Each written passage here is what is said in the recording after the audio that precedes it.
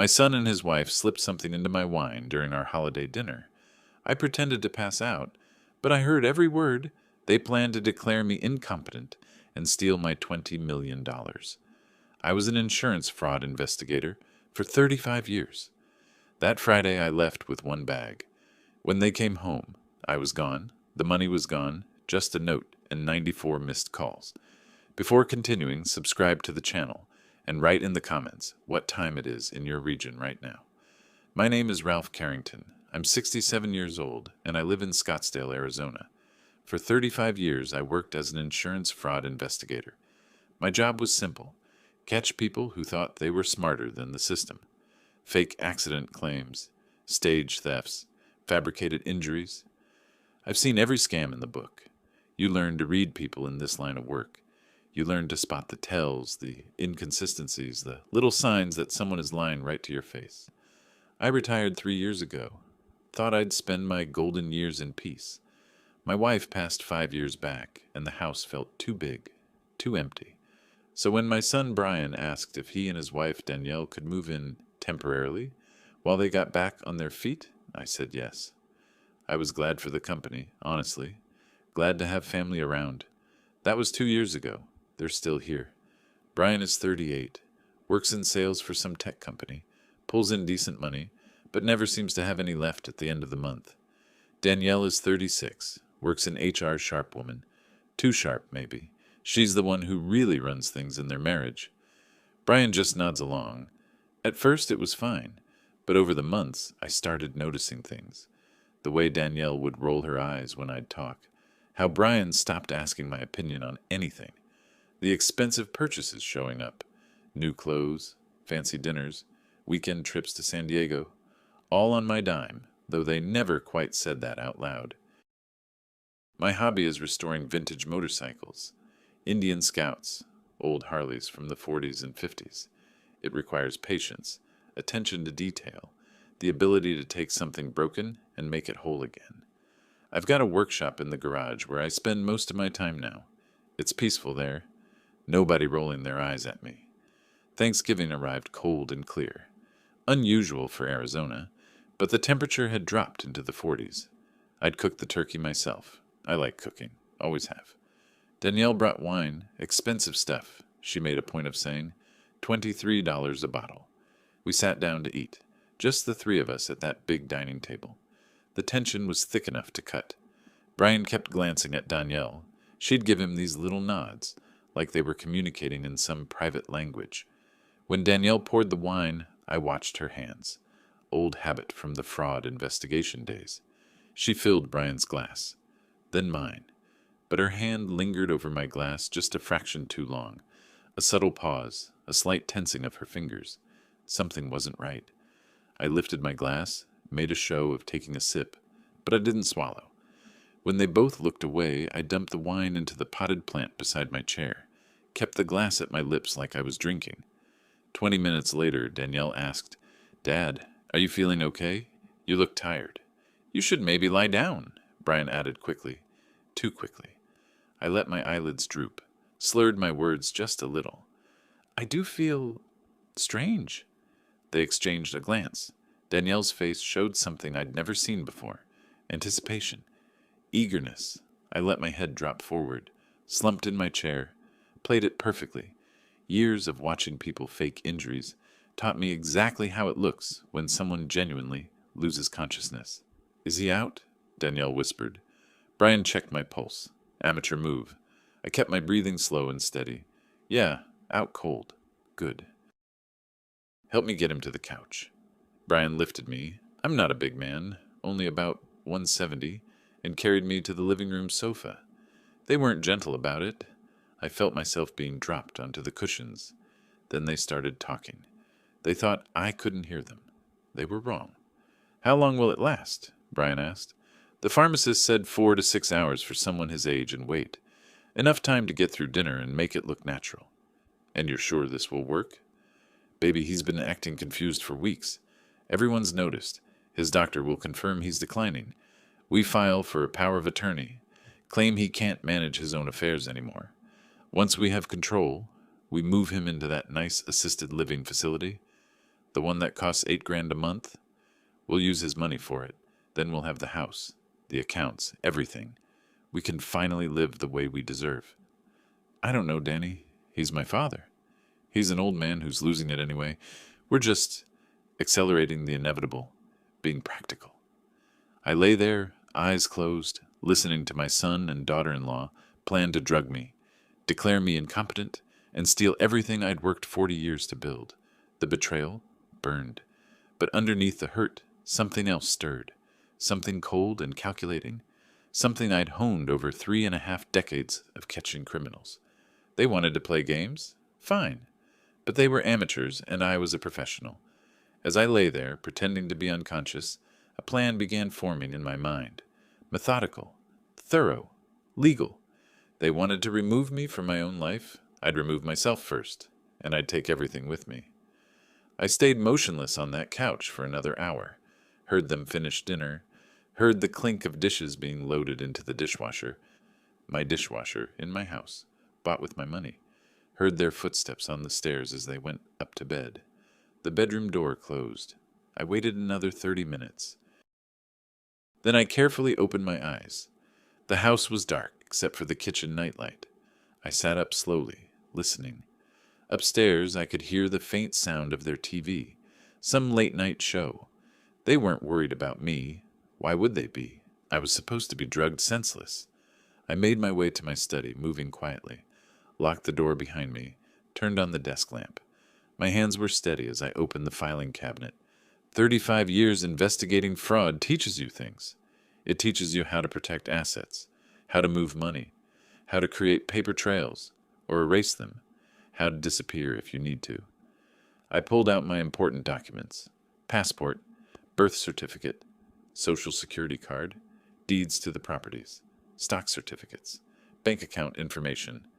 I photographed everything with my phone, uploaded it all to an encrypted cloud drive. The safe was hidden behind a bookshelf. Inside, $47,000 in cash, kept for emergencies, gold coins, my wife's jewelry, the pieces I'd been saving for. Well, I'd been saving them for Brian's future wife. Clearly that was a mistake. I packed it all into a small duffel bag. I worked through the night. By 3 a.m., I had a checklist. Contact Margaret Walters, the estate attorney who'd handled my wife's will. Set up new bank accounts outside Arizona transfer, assets into protected structures. Document everything Brian and Danielle had said. Plan my exit. When dawn broke, I returned to the couch, mussed my hair, arranged myself in a confused-looking position. At 7, I heard movement upstairs. Footsteps. They were coming down. "Dad?" Brian's voice, falsely concerned. "Dad, are you okay?" I opened my eyes slowly, blinked like I was disoriented.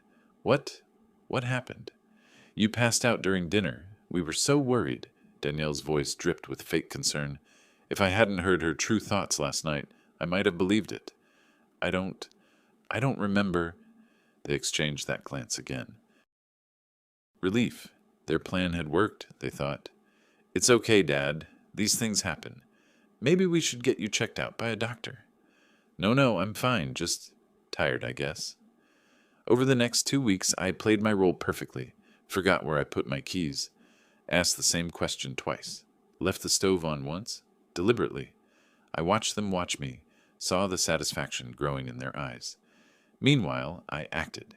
Called Margaret Walters from a burner phone I bought with cash. Met her at a coffee shop in Phoenix, 40 minutes from home.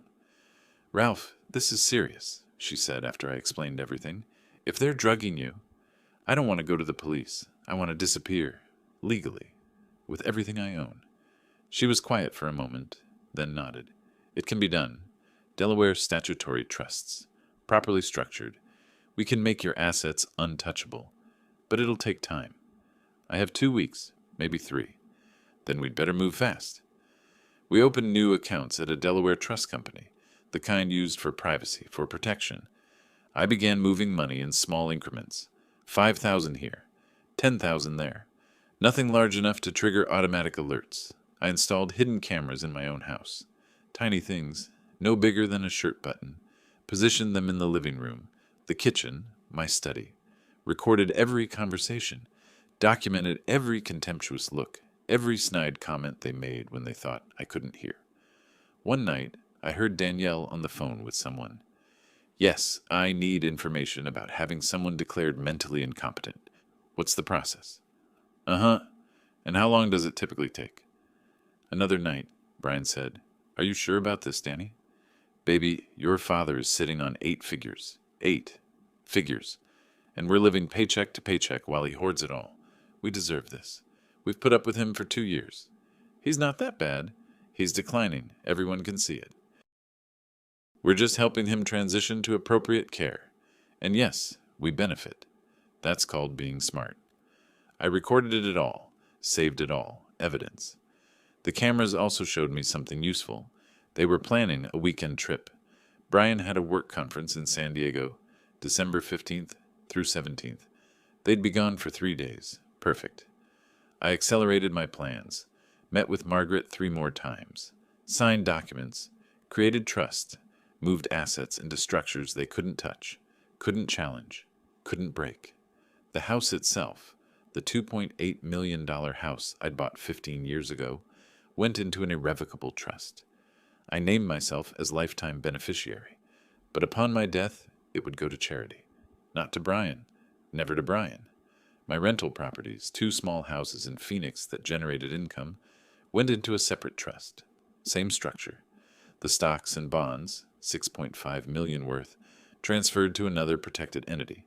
I even bought cryptocurrency, $3.2 million in Bitcoin and Ethereum, stored on a cold wallet, completely offline, untraceable. By the time I was done, I had $20 million in assets, and every single dollar was beyond their reach. On December 14th, the night before they left for San Diego, I heard Danielle tell Brian, When we get back, we're filing the paperwork. I've talked to a lawyer. With his doctor's statement and our testimony, we can have power of attorney within a month. I lay in my bed and smiled in the darkness. They had no idea what was coming. The morning of December 15th arrived bright and cold. I made breakfast like usual, scrambled eggs, toast, coffee.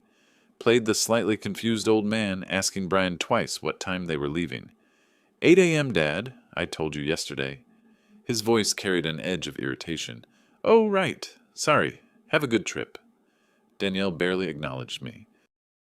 She was too busy checking her makeup in the hallway mirror, thinking about the fancy San Diego restaurants she'd be visiting, on my credit card, naturally. At 7:45, they loaded their bags into Brian's BMW. I stood on the porch in my bathrobe and slippers, the perfect picture of a declining old man. You gonna be okay, Dad? Brian asked. I almost believed he cared. I'll be fine. Have fun. Call if you need anything. I will. Danielle honked the horn. Brian waved and jogged to the car. I watched them drive away, waited until they turned the corner and disappeared. Then I went inside, and Ralph Carrington, the confused old man, vanished. I moved with purpose now. No more shuffling. No more forgetfulness. I was a man with a mission and a deadline. My duffel bag was already packed. I'd done it the night before. Clothes, toiletries, the cash from the safe, important documents, my laptop, the flash drive with encrypted copies of everything, photos of my wife, the ones I couldn't leave behind. In the garage, my pride and joy waited. A 1948 Indian Scout, fully restored, chrome gleaming, engine purring like a cat. I'd spent 18 months bringing it back to life. I'd be damned if I'd leave it for them to sell. I'd rented a small truck 2 days ago, paid cash, used a fake name, something I'd learned from tracking down fraud cases. It was parked 3 blocks away. I walked there, brought it back, loaded the motorcycle carefully. My second bike, a Harley, I couldn't take, but I'd arranged for a transport company to pick it up later today, take it to a storage unit I'd rented under another name. Everything legal, everything documented, everything mine. Back in the house, I took one last look around. 30 years of memories. Good ones, mostly, until the last 2 years. My wife and I had been happy here. Brian had grown up here, played in this yard, learned to ride his first bike on this street. Where had I gone wrong with him? Or maybe I hadn't. Maybe Danielle was the poison, and he was just too weak to resist. Didn't matter now. I sat down at the kitchen table and wrote the note. Kept it simple. Brian and Danielle, I know you drugged my wine. I know about your plans. You wanted to remove me, so I removed myself. Everything I owned is now beyond your reach. The house remains yours, but check the documents. It's in a trust now. You wanted my money. Now live on your own merit. R.C. I left it in the center of the table, right where they'd find it. 9:30 a.m. I drove to Bank of America, walked up to my personal banker. I need to close my account. Susan looked surprised. Mr. Carrington, is everything okay? Everything's fine. I'm making some changes. Need to close this account today. The joint account I shared with Brian, the one where he was listed as co-signer for emergencies, had $890,000 in it. My money, earned from decades of work, meant to help him when he needed it, not to fund his and Danielle's luxury lifestyle. I'll need to withdraw the full balance, I said. That's quite a lot of cash, Mr. Carrington. I'm aware. I have a cashier's check for most of it. The rest in hundreds, please. She processed the transaction. Didn't ask questions. She'd been my banker for 12 years. If Ralph Carrington wanted to close his account, that was his business. I walked out with $124,000 in cash and a cashier's check for $766,000. The check was already endorsed to one of my new Delaware accounts. Next stop, Margaret Walters' office. She had the final documents ready. Trust amendments, power of attorney revocations, property transfers. Everything legal, everything bulletproof. You're sure about this? She asked as I signed the last page. Never been more sure of anything. They're going to be very unhappy. Good. She slid a business card across the desk. If Brian or Danielle try to contact you through me, this is how I'll handle it. All communication goes through the office. I will not reveal your location. I will not negotiate on your behalf unless you explicitly instruct me to. Perfect. Ralph, she said quietly, I've been doing estate law for 26 years. I've seen families destroy themselves over money, but I've never seen anything quite like this. They tried to drug and institutionalize me so they could steal 8 figures. I'm just protecting myself. I know, and legally you're completely in the right. Morally too, in my opinion. But still, it's going to hurt them. Badly. They hurt me first. She nodded. Understood. By 11 a.m., I was on the road. Pointed the truck east out of Scottsdale. Took I-10 toward New Mexico. At a gas station outside of Tucson, I threw my old cell phone in a dumpster. Activated the new one I'd bought with cash 2 weeks ago, registered under a fake name. The Arizona desert stretched out before me, endless and free. In my rearview mirror, Scottsdale disappeared. I thought about Brian and Danielle, probably having lunch in San Diego right now, laughing, planning their future. My future. The future they'd tried to steal. By the time they got home Sunday evening, I'd be gone. The money would be gone. Everything would be gone. And they'd have nothing but an empty house and a note explaining why. I smiled and pressed the accelerator. The motorcycle rattled slightly in the truck bed, eager for open roads ahead. Freedom, I decided, felt pretty good. The drive from Arizona to New Mexico took me through some of the most beautiful, desolate country in America. Desert giving way to mountains, the sky so huge it felt like I could see the curve of the earth. I stopped for gas and food, paid cash every time, kept my head down. By evening, I'd reached Albuquerque, spent the night at a cheap motel off the highway. The kind of place that doesn't look too closely at IDs if you pay cash up front. $75 for a room that smelled like cigarettes and industrial cleaner. I'd stayed in worse during fraud investigations. I lay on the bed and checked my phone. The new one, the untraceable one. Set up email accounts, encrypted messaging apps, everything running through VPN servers that made it look like I was in Canada. Sent one message to Margaret. Phase 1 complete. Proceeding to Phase 2. Her response came quick. Understood. Documents are filed. Your assets are locked down. Good luck. I slept better that night than I had in months. Sunday morning, December 17th. I was in southern Colorado by noon, heading toward Durango. I'd chosen the town carefully, small enough that strangers were common, tourist town, ski season, motorcycle culture, big enough that one more 67-year-old man wouldn't attract attention. At 3:30 p.m., I pulled into a storage facility on the outskirts, rented a unit under the name James Wilson, paid 6 months in advance, unloaded the Indian Scout carefully, reverently, covered it with a tarp. My Harley would join it in a few days, once the transport company delivered it. Then I drove into Durango proper, found a small house for rent, advertised in a local paper, met the landlord, an older woman named Mrs. Patterson, who owned 6 rental properties. Just need something quiet, I told her. I'm retired, work on motorcycles as a hobby. This should suit you fine. $1,200 a month, first and last up front. I paid her in cash. Didn't even blink. She gave me keys. The house was small, 2 bedrooms, 1 bath, kitchen barely big enough to turn around in. The backyard had a detached garage that would be perfect for workshop space. It was perfect. I bought furniture from a thrift store, a bed, couch, table, chairs, nothing fancy, everything I needed. Spent $300 total. That evening, as the sun set over the San Juan Mountains, I sat on the back porch with a beer and thought about what was happening 300 miles south. Brian and Danielle would be driving back to Scottsdale right about now, maybe singing along to the radio, maybe planning what furniture to replace first once they had me committed, maybe discussing which assisted living facility had the best kickbacks. They'd pull into the driveway around 4:30. Notice my car was gone first. Brian would make some joke about me going to the store. Then they'd see the garage door open, empty, both motorcycles gone, tools gone. They'd walk into the house, call my name. Silence, kitchen table, note. I imagined Danielle's face as she read it, the dawning horror, Brian's confusion turning to panic. The phone calls would start. 47 by Sunday evening, I'd guess. More Monday.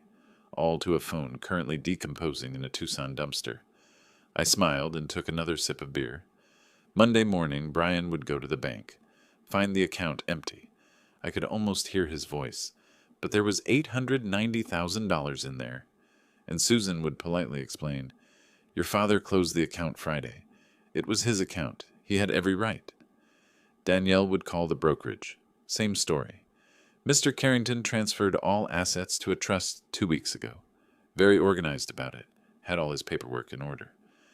By Monday evening, they'd have made 94 calls to my dead phone, and I'd be here in Colorado, unpacking boxes in my new house, planning my new life. The thing about fraud investigation is you learn to think 3 steps ahead. You learn to cover your tracks. You learn that the best revenge isn't emotional, it's systematic. They wanted my money? They'd get nothing. They wanted my house? They'd get to rent it from a trust. They wanted me gone? They'd get their wish, just not the way they planned. I finished my beer and went inside.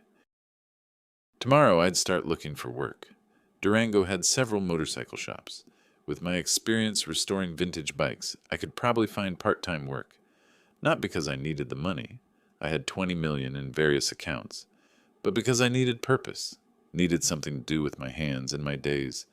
Besides, working kept you connected. Kept you part of the community. Made you just another guy who liked bikes and knew his way around a carburetor. I pulled out my laptop and opened a secure browser. Checked my account balances. Everything was there. Everything was safe. Everything was mine.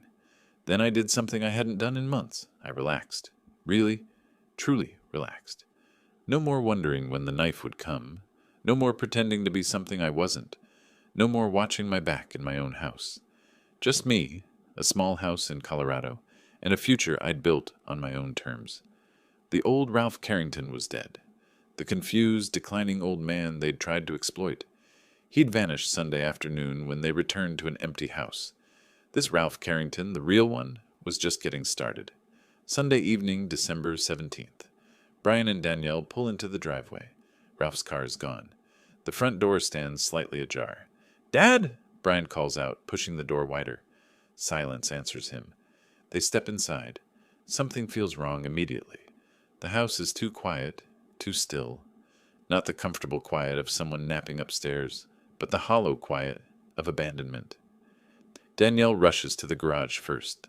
I follow her movement through my mind's eye, picturing her face when she sees the empty space where 2 vintage motorcycles used to sit. The Indian Scout, the Harley. Both gone. Even the tools. The parts, the oil stains cleaned away. "Brian!" Her voice carries a tremor I've never heard before. "The motorcycles are gone!" Brian's footsteps thunder up the stairs. I imagine him checking my bedroom, the guest rooms, calling my name like I might be hiding in a closet like a child. Then he goes to my study. The safe door hangs open. Empty. On the kitchen table, the note waits. I'd written it carefully, each word chosen with the precision I once used in insurance fraud reports. No emotion, just facts. "Brian, come down here." Danielle's voice is hollow now. I picture her hands shaking as she picks up the paper, her eyes scanning the words, the color draining from her face as the reality sinks in. "Brian and Danielle," she reads aloud, her voice cracking. "I know you drugged my wine. I know about your plans. You wanted to remove me, so I removed myself. Everything I owned is now beyond your reach. The house remains yours, but check the documents.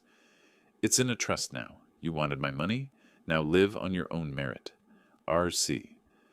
The silence that follows must be deafening. How could he know?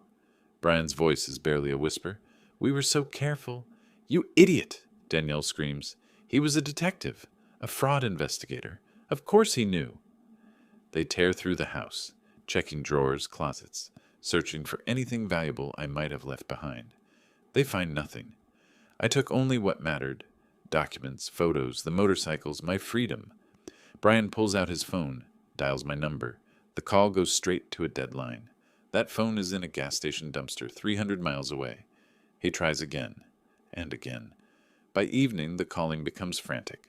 Brian, Danielle, back and forth. 47 missed calls to a number that will never ring again. Monday morning arrives with brutal clarity. Brian drives to Bank of America, the one on North Scottsdale Road, where we'd had our joint account. The account I'd set up when he moved in, meant to help him get on his feet. The banker, a pleasant woman named Susan, pulls up the records. Her professional smile doesn't waver as she delivers the news. "I'm sorry, Mr. Carrington, but that account was closed on December 15th. "That's impossible. There was $890,000 in that account." "Yes, and Mr. Ralph Carrington withdrew the full amount and closed it. As the primary account holder, that was his right. You were listed as a co-signer, but where did the money go? I'm not at liberty to discuss the details of another customer's transactions, even with family." Brian's knuckles turn white as he grips the counter. I imagine his face. That mixture of shock and rage I'd seen the day he'd looked at me with such contempt, thinking I was too senile to notice. "He's old. He's not thinking clearly. This has to be some kind of mistake." Susan's smile becomes slightly strained. "Mr. Carrington came in personally. He was completely coherent. I assure you, everything was done properly." Brian stumbles out of the bank. In the parking lot, his phone rings. Danielle. "The brokerage account," she's saying, her voice high and tight. $6.5 million in stocks and bonds. He transferred everything to a trust 2 weeks ago. They won't tell me anything. They said he has video documentation showing he was acting of his own free will. But he seemed so confused, Brian says weakly. He was forgetting things, acting strange. He was playing us. Danielle shrieks through the phone. While we thought we were manipulating him, he was 3 steps ahead. By Monday evening, 94 missed calls. 94 attempts to reach a man who has effectively vanished from their lives, taking $20 million with him. They sit in the kitchen. My kitchen, though they'd started calling it theirs weeks ago. The granite countertops I'd chosen. The Viking stove I'd learned to cook on after my wife died. All of it still here, but suddenly feeling like foreign territory. "We have to think rationally," Brian says, but his voice carries no conviction. "Call the police," Danielle suggests. "And tell them what? That we tried to drug him and he legally moved his own money? Sue him? For what? Moving his own assets? A lawyer already told me we have no case. Then we find him. We make him come back. How?" Brian slams his hand on the table. "Dad was a detective for 35 years. If he doesn't want to be found, he won't be found." Danielle's eyes narrow. She's always been the smarter one, the more dangerous one. I'd known that from the start. Brian is weak, easily led. Danielle is a predator who saw an opportunity and took it. I'm not losing everything because your father decided to play hero, she says, her voice dropping to something cold and calculating. He's out there somewhere with $20 million, and we're going to find him. 3 days later, a FedEx envelope arrives. Law offices of Margaret Walters, attorney at law, Scottsdale, Arizona. Danielle rips it open. Inside, a stack of legal documents. She spreads them across the dining table, my dining table, where we'd shared that Thanksgiving meal that started everything. Trust documents, she mutters, scanning the pages. The house is in an irrevocable living trust. Ralph Carrington, lifetime beneficiary. Upon his death, property transfers to the Arizona Children's Charity Foundation. What does that mean? Brian asks. It means we can't sell it, can't mortgage it, can't do anything with it. Her voice rises with each word. And look at this. Notice of rental requirement. If we want to continue living here, we pay $4,800 per month. Market rate rent, starting March 15th. $4,000. We can't afford that. No kidding. Danielle throws the papers down. And here's the best part. All his other properties, 2 rental units we didn't even know about, also in trusts. The stocks, the bonds, the accounts, everything moved into structures we can't touch, can't challenge, can't access. Brian sinks into a chair, the enormity of it washing over him. I imagine his face, that moment when he realizes his father, the man he'd dismissed as a confused old fool, had orchestrated a perfect legal disappearance. We could declare him mentally incompetent, Danielle says, but even she sounds doubtful. With what evidence? The bank has video of him closing accounts. The brokerage has documentation. His lawyer clearly helped him set everything up. Any judge would laugh us out of court. Then we find him, declare him missing. After 7 years. I already checked. Brian's voice is dead. The trust specifies that even upon his death, everything goes to charities. Student scholarships for criminal justice programs. Nothing comes to me. He made sure of that. Danielle stares at the documents. Her perfectly manicured nails tap against the table. That nervous gesture she does when cornered. I'd noticed it months ago. Filed it away in my mental database of tells and weaknesses. Let me see our finances, she says finally. Brian pulls out his laptop. They look at the numbers together. I don't need to see their screen to know what they're finding. I'd watched their spending for 2 years. Brian's salary, $6,200 a month after taxes. Danielle's, $4,500. Total, $8,300. Their expenses, car payments on the BMW and Mercedes they'd insisted on buying last year, $700 each. Credit cards they'd maxed out on designer clothes, fancy dinners, weekend trips, minimum payments, $1,800. Insurance, gas, groceries, entertainment, another $3,000. Total expenses, $7,400 a month, remaining $900. For 2 years, they'd been living on my money, using my accounts to cover the shortfall, never saving, never planning, just spending because there was always more where that came from. We're barely breaking even, Brian whispers. We can't pay $4,800 in rent, Danielle's voice cracks. We'll have to move out, find something cheaper. Where? An apartment? After living here? I picture her face contorting. Danielle Harris. She'd kept her maiden name, I suddenly remember, who'd grown up in a trailer park and clawed her way to an HR management position. She'd thought marrying Brian was her ticket to easy wealth. Instead, she'd hitched herself to a man whose only real asset was a father he'd tried to drug and institutionalize. Brian tries calling his father's old colleagues, Detective Murphy, who'd worked insurance fraud cases with me. Haven't heard from Ralph in weeks, Murphy says, and Brian can't tell if he's lying. Try his lawyer, maybe?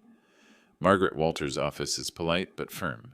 Mr. Carrington has instructed us not to provide any information regarding his whereabouts. All communications go through our office.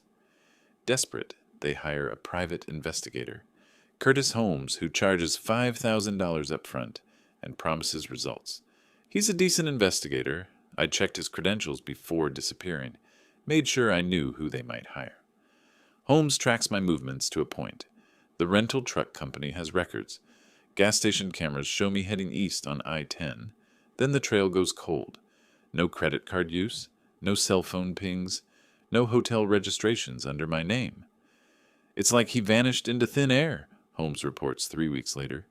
Without ongoing surveillance footage or financial activity, there's nothing to follow. Keep looking, Danielle insists. That'll be another 5,000. They don't have another 5,000. January brings a bitter cold snap to Scottsdale. Unusual for Arizona, but fitting somehow. Brian and Danielle sit in the house, their house that isn't their house, and watch their money dwindle. Danielle gets fired from her HR job, a dispute with her boss about unprofessional conduct. Brian suspects she'd been taking her frustration out on everyone around her. Now they're living on his salary, alone. $4,800 a month. Their expenses haven't changed. The math doesn't work anymore. We could ask my parents, Brian suggests weakly. Your parents who live in Ohio on Social Security? What are they going to give us? Maybe we could... Could what? Go back in time and not drug your father? Not treat him like garbage for 2 years? Not assume he was too stupid to notice us planning to institutionalize him and steal his money? The words hang in the air. Finally, someone had said it plainly. Not get power of attorney or help him transition to assisted living. What they'd planned was theft. Pure and simple. February. The notice comes from the trust company. Failure to pay rent. 30 days to vacate the premises. Maybe we can fight it, Brian says, but his heart isn't in it. They consult another lawyer. He reads the trust documents and shakes his head. This is airtight.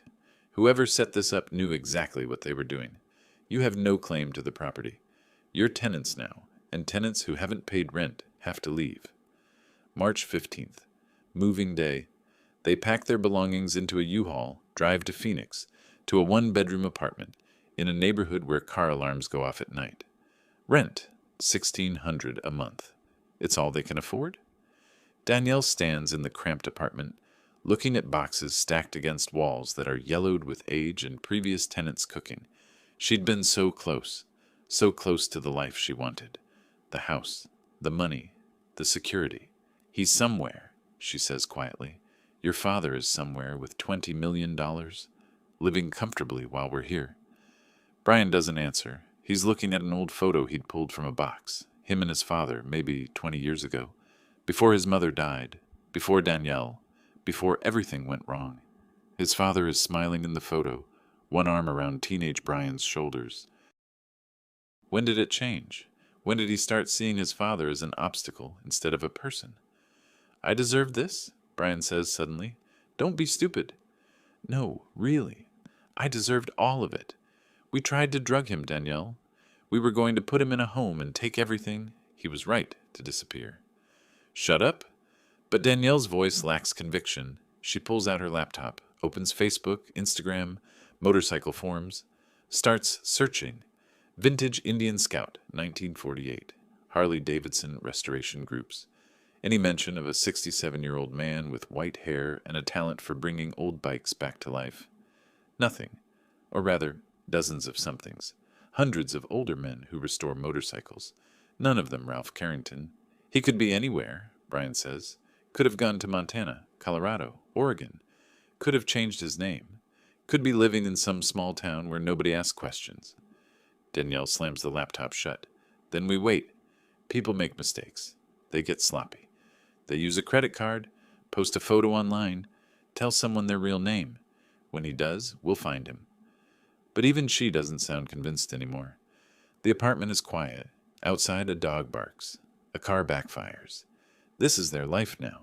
This is what they have left after trying to steal from a man who'd spent 35 years catching people who thought they were smarter than the system.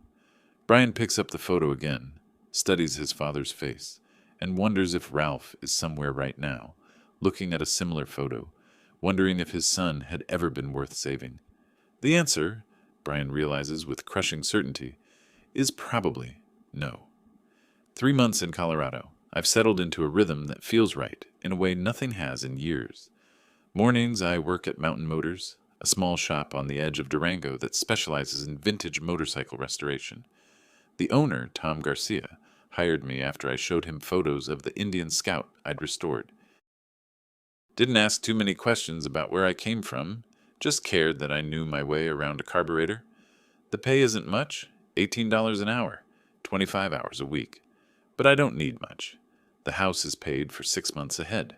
My expenses are minimal, and I've got 22 million earning interest in various accounts, though I try not to think about that too much. I'm just Ralph now, not Ralph Carrington, retired fraud investigator, not Ralph Carrington, father to an ungrateful son, just Ralph, the guy who can make a 1947 knucklehead run like it did when it rolled off the assembly line. The work is meditative. Strip down an engine, clean each part, replace what's worn, reassemble, test, adjust, repeat. Everything has a place. Everything serves a purpose. Remove the wrong piece and the whole machine fails. I think about families like that sometimes. Remove trust, add betrayal, and the whole thing seizes up. Afternoons, I work in my own garage. Brought the Indian Scout out of storage, have it in pieces now. Planning a full rebuild even though it doesn't need it. But I like the work, like having something to focus on that isn't the past. Evenings, I walk to the Mountain Brew coffee shop, order a black coffee, sit by the window, read the local paper. Sometimes chat with locals. They know me as Ralph Wilson now, the name on my rental agreement, the name I give when people ask. Nobody here knows about Scottsdale, about Brian and Danielle, about Thanksgiving dinner and drugged wine and $20 million in hidden trusts. I'm just another retiree who likes motorcycles and decent coffee. It's peaceful in a way I'd forgotten was possible. Back in Arizona, I imagine things aren't going as well. Through a secure browser and encrypted connections, I occasionally check, not often, just enough to know. The Scottsdale house sits empty. The trust company listed it for rent in February. A young family moved in mid-March. Teacher and a nurse, 2 kids. They're paying $3,800 a month, below market rate. The difference goes to an education fund for underprivileged kids. My wife would have liked that. Brian and Danielle moved to Phoenix. I found their new address through public records. 1-bedroom apartment in a rough neighborhood. Must be killing Danielle, who'd once posted Instagram photos from my pool, pretending the lifestyle was hers. Curtis Holmes, the private investigator they hired, stopped working their case in January. They couldn't pay him anymore. His final report said I'd likely left the state, possibly left the country. Recommended they move on. Good advice. Wonder if they took it. I'm in the garage one evening, timing the Indian's ignition when my encrypted phone rings. Only one person has this number. Margaret, I answer. Ralph. Just wanted to update you. Brian called my office again today. What did he want? To know if you're okay, if you're alive, if there's any way to reach you. What did you tell him? What I always tell him, that you're fine, that all communication goes through me, and that you'll reach out if and when you're ready. Good. A pause. Then, Ralph, he sounded different this time. Less angry. More sad. Sad that he got caught or sad that he did it. I don't know. Maybe both. I say nothing. Adjust the timing advance. Listen to the engine's rhythm. Do you think you'll ever talk to him? Margaret asks. Maybe. If he learns something. If he becomes someone worth talking to. And if he doesn't, then I've got a good life here in Colorado, and he's got the life he chose in Phoenix. After we hang up, I sit in the quiet garage. The Indian ticks as it cools. Through the window, I can see the mountains, purple against the darkening sky. Do I miss Brian? The question surprises me. Miss him? No. I miss who I thought he was. The boy who used to help me in the garage, handing me tools, asking questions about engines. That boy died somewhere along the way, replaced by a man who drug his own father for money. Maybe that man can change back. Maybe hitting rock bottom is the only way to find solid ground again. Or maybe some things, once broken, stay broken. I fire up the Indian one more time. Listen to it purr. Perfect timing now. Smooth as silk. Some things can be fixed. You just have to care enough to do the work. September brings the first hint of autumn to Colorado. The aspen trees starting to turn gold on the mountain slopes. I've been here 9 months now, long enough that the locals consider me one of them. Tom promoted me to lead restoration specialist, bumped my pay to $22 an hour. I'm working on a particularly challenging project, a 1936 Harley VLH that's more rust than metal. When Tom walks into the shop, Ralph, you got mail at the counter. Odd. Nobody sends me mail here except Margaret, and she always uses my encrypted email. The envelope is plain white, addressed to James Wilson at my rental house. Return address, Delaware Trust Company. I open it in my truck. Inside, a letter on official letterhead. Mr. Carrington, we have been instructed by your attorney to forward the enclosed correspondence. The sender has requested that we include the following message. This is from your son. He doesn't know where you are. He sent this to my office, and I'm forwarding it through the trust company as an additional layer of privacy.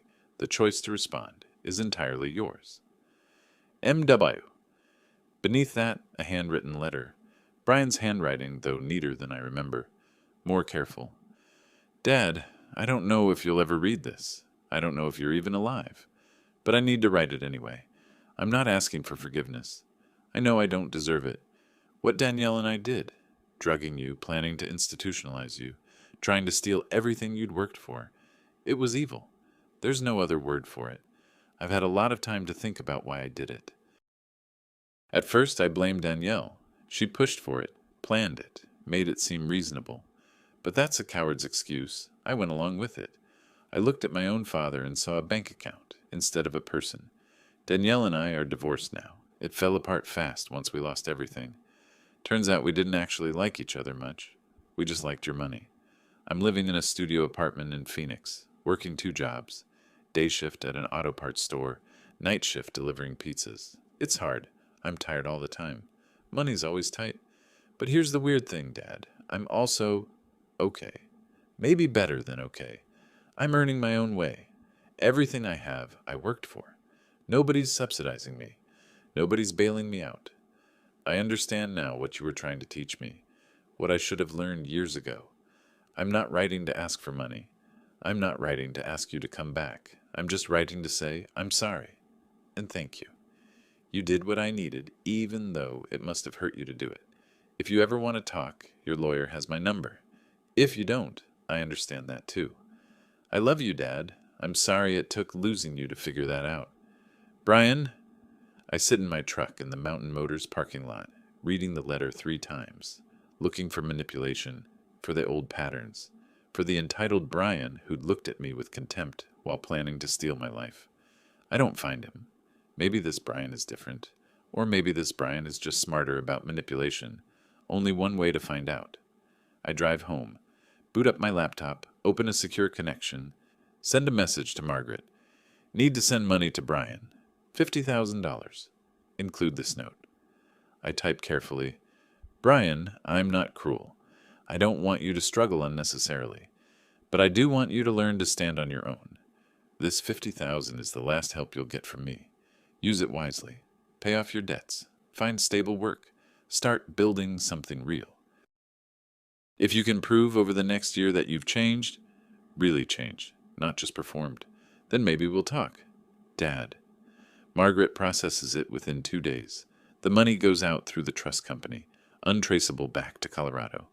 Just a check from Delaware with my note attached. Weeks pass. I wonder if he got it. Wonder what he did with it. Blew it on a new car, used it to chase Danielle back, or actually did what I suggested. Then, in late November, another letter comes through the trust company. Dad, I got the money. I cried when I opened the envelope. Not because of the amount, but because it meant you'd read my letter. You're alive. You're out there somewhere. I used it the way you said. $15,000 paid off my credit cards and the medical bills from when I had to go to the ER last year. Couldn't afford insurance. $20,000 is the down payment on a small business. I'm buying a half stake in an independent auto repair shop. The owner is 62 and wants to semi-retire. I'll run the day-to-day operations. It's called Phoenix Automotive now, but I'm changing it to Carrington's Garage. Hope that's okay. The last $15,000 went to a decent 1-bedroom apartment and some basic furniture. First time I've slept in a real bed in months. I'm not going to waste this chance, Dad. I swear it. Thank you for giving me one more shot. I know I don't deserve it. Brian. Photos are included. The shop, small but clean. 2 bays, good equipment. The apartment, modest. Furnished simply, but respectable. A photo of Brian himself, looking thinner and harder than I remember, but standing straight, proud of something he's building. I study that photo for a long time. In December, I send another message through Margaret. 1 year, show me it's real, then we'll talk. Christmas comes and goes. I spend it at Tom's house, invited to dinner with his family. His grandkids are fascinated by the motorcycles in my garage. I show them how to gap spark plugs, explain how an engine works. They listen with the kind of attention Brian used to give me, back when he was young and we still talked. New Year's arrives, 2026. I'm 67 years old, been gone from Arizona for over a year now, built a new life in a new place with a new name. I'm content, more than content. But sometimes I wonder, can people really change? Can damage be undone? Or am I just an old fool hoping for something that died that Thanksgiving when I caught them trying to drug me? The answer comes in early January. Another letter. Dad, it's been 4 months since you gave me that second chance. The shop is doing well. Not great, but steady. We're profitable. I hired a kid named Marcus, 19, high school dropout, was working fast food. Reminds me of me, except he's hungry to learn and willing to work. I'm teaching him the trade. The right way. The way you taught me. I've been sober for 6 months. I was drinking a lot after everything fell apart. Finally admitted I had a problem and dealt with it. Danielle tried to contact me last month. Wanted to work things out, which I translated as wanting access to the shop or the money I might have. I told her no. Told her I wasn't interested in anything she had to offer. She threatened to sue for part of the business, since we weren't officially divorced when you gave me the money. I told her to try. She hasn't called back. I don't know if this is enough to earn a conversation with you. But I want you to know, I'm trying. Really trying. Not to get back in your good graces. Not to get access to money. Just to become someone I can respect when I look in the mirror. If you're willing to meet, I'll come to wherever you are. If not, I understand. I love you, Dad. Brian. I sit with that letter for 3 days. Reread it probably 20 times. Look at the photos he included. The shop, the kid Marcus. Brian himself looking healthy and clear-eyed. Finally, I type a response. Send it through Margaret and the trust company. Durango, Colorado. Mountain Brew Coffee Shop. Saturday, January 18th, 11 a.m. RC. Now we'll see if the change is real. Now we'll see if something broken can be fixed. The flight to Colorado gives me time to think. More than a year has passed since I drove away from Scottsdale with everything I owned in a single duffel bag. A year since I watched my son and his wife scramble through my empty house, calling a phone that would never answer. I chose Durango for its remoteness, its motorcycle culture, its tendency to mind its own business. A small town where a 67-year-old man working on vintage bikes raises no eyebrows. Where people introduce themselves by first names only and don't pry into your past. The letter from Brian came through Margaret Walters, my attorney. She'd forwarded it with a note. Your son appears sincere. The choice, of course, is yours. I'd read it 3 times, looking for manipulation for the old patterns. Found none. Just raw honesty. The kind that comes from hitting bottom and realizing you put yourself there. So I wrote back. 6 words, an address, a time. Now, walking into Mountain Brew on a Saturday morning, I spot him immediately. Brian sits at a corner table, hands wrapped around a coffee cup like it might anchor him. He's thinner than I remember, harder somehow, the softness of entitlement worn away. He sees me, stands. Neither of us moves for a long moment. Sit down, son, I say finally. We sit. The silence stretches between us like a chasm. Outside the window, the San Juan Mountains rise against a brilliant blue sky, a world away from Arizona. I'm sorry, Dad. His voice cracks on the words. I'm so sorry. I take a sip of the coffee I'd ordered at the counter. Let him sit with those words.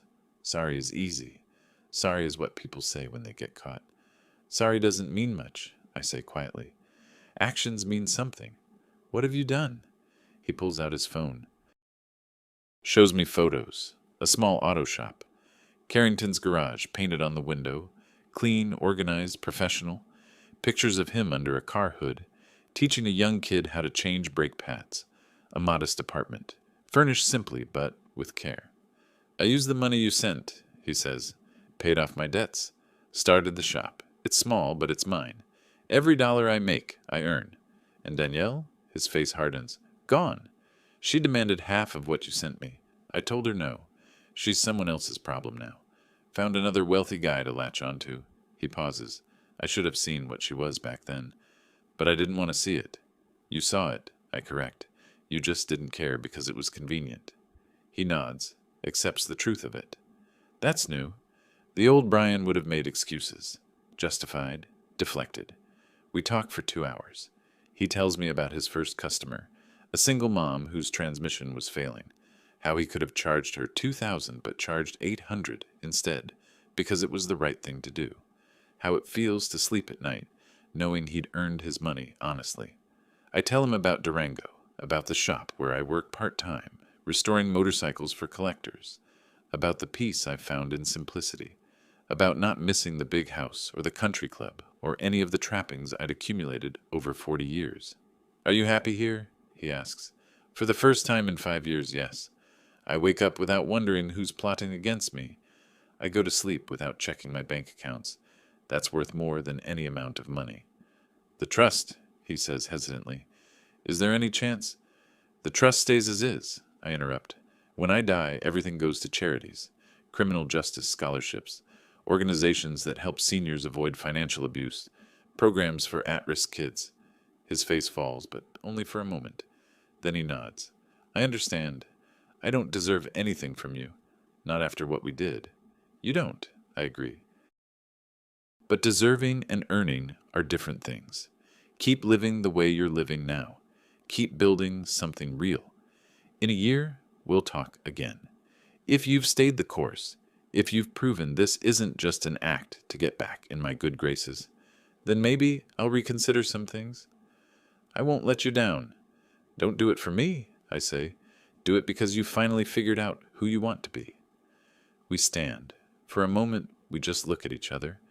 Then Brian steps forward, and we embrace. It's awkward at first. Too many months, too much hurt. But then it feels right. Not forgiveness, not yet, but maybe the beginning of something like reconciliation. What you did, Brian says as we pull apart. Disappearing with everything, setting up those trusts, making sure we couldn't touch anything. It was brilliant. Brutal, but brilliant. I learned from the best, I say. 35 years catching insurance fraudsters taught me how to protect assets from people who think they're entitled to them. He winces at that. Good. He should wince. Summer, I tell him. Come back in summer. Bring photos of the shop's growth. Show me your tax returns, your business plan. Show me you're building a life, not just performing for an audience. I will, I promise. We shake hands. He walks out into the Colorado sunshine, and I watch him go. He looks back once, raises a hand in farewell. I return the gesture. The barista, a young woman with purple hair, refills my coffee. Your son? She asks. Yeah. Looks like that was a tough conversation. It was. But sometimes the tough ones are the most important. She nods wisely, as if she's had a few of those herself, and moves on to other customers. I sit there for another hour watching Durango wake up. Locals stopping in for their morning coffee. Tourists checking maps and planning their day. Life moving forward, as it always does. My phone buzzes. A text from Margaret. How did it go? I type back. Better than expected. We'll see if it lasts. Her response comes quickly. People can change. Not all of them do, but some can.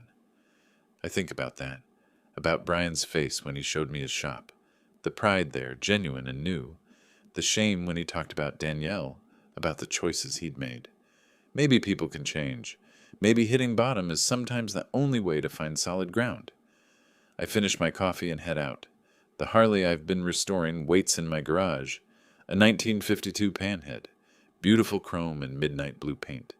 It needs its carburetor rebuilt. A task that will take patience and precision. Exactly the kind of work I've come to love. As I ride home through mountain roads, wind in my face, I think about Thanksgiving dinner more than a year ago. The drugged wine, the whispered plans, the moment I realized my own son wanted to eliminate me from my own life. It hurt then, cut deep, deeper than I wanted to admit. Now it just feels like ancient history. A problem solved, justice served. Brian gets his second chance. Danielle gets nothing. and I get to rebuild carburetors in peace while the mountains stand eternal overhead. Fair trade, all things considered. That evening, back in my small house, I open my laptop, check the trust accounts. The 20 million has grown to 22.3 million, thanks to careful investing. I smile at the irony. Danielle would have blown through it in 5 years on designer handbags and exotic vacations. Instead, it's growing, waiting to do actual good in the world. I draft an email to Margaret. Authorize 5 million for the scholarship fund. Kids whose parents died serving as police officers, firefighters, first responders, kids who need a chance. The kind of chance Brian squandered and is now desperately trying to earn back. My phone rings. Brian. Dad, I just wanted to say, I got my first big contract today. Fleet maintenance for a local delivery company. 6 vehicles, regular service intervals. It's enough to hire my first real employee. I hear the excitement in his voice, the pride. This is what I wanted to hear. Not apologies, not promises, results. That's good, son. Real good. Who are you hiring? Kid named Marcus, 19, dropped out of high school, been working fast food. But he's hungry to learn, and I remember what it's like to need someone to believe in you. Sounds like you're doing it right. Thanks, Dad. That means everything. After we hang up, I sit in my garage. The Harley gleams under the fluorescent lights. Classic rock plays on the radio. The Stones, the Eagles, music from when the world made more sense. I think about Danielle briefly. Word reached me through old contacts that she'd remarried. Some car dealership owner, pushing 60, probably with money she can spend. She'll do to him what she tried to do to me. Maybe he'll see it coming. Maybe he won't. Not my problem anymore. The Scottsdale house sits empty no longer. The trust rents it to a young family, teacher and a nurse, 2 kids, working hard to build their lives. The rent is below market rate. The income funds after-school programs for underprivileged kids. Everything serving a purpose now instead of just inflating someone's ego. I pick up a wrench, go back to work on the carburetor.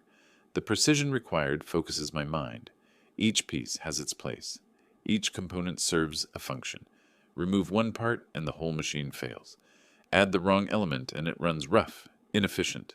Like life, I suppose. Like families. Remove trust, add betrayal, and the whole thing seizes up. My phone buzzes again. A photo from Brian. Him and Marcus in front of the garage. Both smiling. Both covered in grease. The caption reads, "Teaching him the same way you taught me, with patience and high standards." I smile. Save the photo. Reply with a thumbs up. That Thanksgiving evening feels like a lifetime ago now. The fear I felt when I realized what they'd done. The cold calculation as I planned my escape. The satisfaction of watching it all unfold exactly as I'd engineered it. I didn't seek revenge. I sought justice. There's a difference. Revenge is emotional, messy, often illegal. Justice is clean, surgical, built on truth and consequences. They wanted to drug me, declare me incompetent, steal everything I'd built. So I showed them what competence actually looks like. What happens when a fraud investigator with 35 years of experience decides to protect himself instead of an insurance company? The carburetor slides together perfectly. I test the choke, adjust the fuel mixture. Everything balanced, everything right. Outside, the sun sets over the San Juan Mountains, painting them orange and purple. Tomorrow I'll finish the Harley, take it for a test ride through the valleys. Maybe stop at Mountain Brew for coffee. Maybe run into Brian if he decides to visit early. I'm 67 years old. Lost a son for a while. Might be getting him back. Lost 20 million and kept every penny by giving it away. Lost a house and found peace in a town where nobody knows my name. Seems like I came out ahead after all. If you like this story, please like this video, subscribe to the channel, and share your impressions of this story in the comments. To listen to the next story, click on the box on the left. Thank you for watching,